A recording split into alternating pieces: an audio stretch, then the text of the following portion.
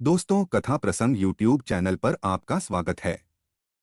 इस चैनल पर हम आपके लिए लाते हैं सुनी अनसुनी कथाएं एवं महापुरुषों से जुड़े प्रसंग। तो चलिए दोस्तों, सुनते हैं आज की कहानी। इस प्रसंग का शीर्षक है हनुमान जी एवं देवी उर्मिला जी का संवाद।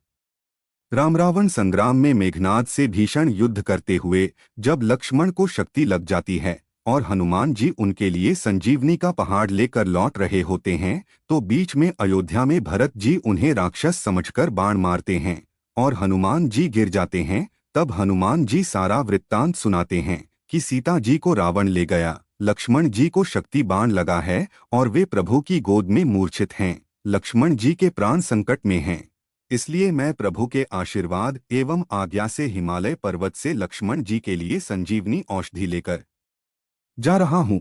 मेरा सूर्योदय से पूर्व लक्ष्मण जी के लिए औषधि ले जाना अति आवश्यक है।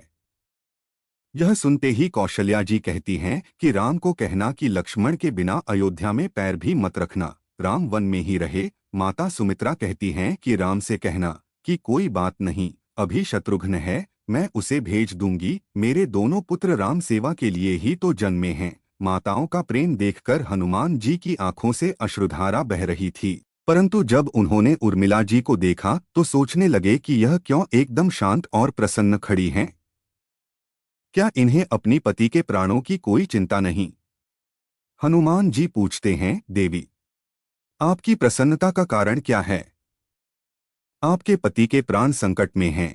सूर्य उदित होते ही सूर्य कुल का दीपक बुझ जाएगा। उर्मिला जी का उत्तर सुनकर तीनों लोकों का कोई भी प्राणी उनकी वंदना किए बिना नहीं रह पाएगा। वे बोली, मेरा दीपक संकट में नहीं है, वो बुझ ही नहीं सकता। रही सूर्योदय की बात, तो आप चाहें तो कुछ दिन अयोध्या में विश्राम कर लीजिए, क्योंकि आपके वहां पहुंचे बिना सूर्य उदित हो ही नहीं सकता। आपने कहा कि प्रभु श्री राम मेरे पति को अपनी गोद में लेकर बैठे हैं। जो योगेश्वर राम की गोदी में लेटा हो, काल उसे छू भी नहीं सकता। यह तो वो दोनों लीला कर रहे हैं। मेरे पति जब से वन गए हैं तब से सोए नहीं हैं। उन्होंने न सोने का प्रण लिया था, इसलिए वे थोड़ी देर विश्राम कर रहे हैं, और जब भगवान की गोद मिल गई तो थोड़ा विश्राम ज्यादा हो गया। वे उठ जाएंगे, और शक्ति मेरे पति को लगी ही नहीं, शक्ति तो राम जी को लगी है। मेरे पति की हर श्वास में राम हैं, हर धड़कन में राम, उनके रोम रोम में राम हैं, उनके खून की बूंद बूंद में राम हैं, और जब उनके शरीर और आत्मा में हैं ही सिर्फ राम, तो शक्ति राम जी को ही लगी, दर्द राम जी को ही हो रहा। इसलिए हनुमान जी आप निश्चिंत होके जाएं, सूर्य उदित नहीं होगा।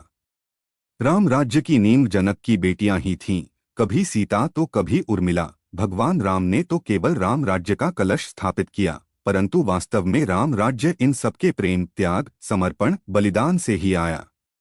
जय जय सिया राम। तो दोस्तों, कैसी लगी आपको यह कहानी? हमें कमेंट बॉक्स में जरूर बताएं। वीडियो को देखने के लिए धन्यवाद। यदि आपको हमारा यह प्रयास पसंद आया हो तो लाइक और शेयर करना न भूलें। चैनल को सब्सक्राइब अवश्य करें।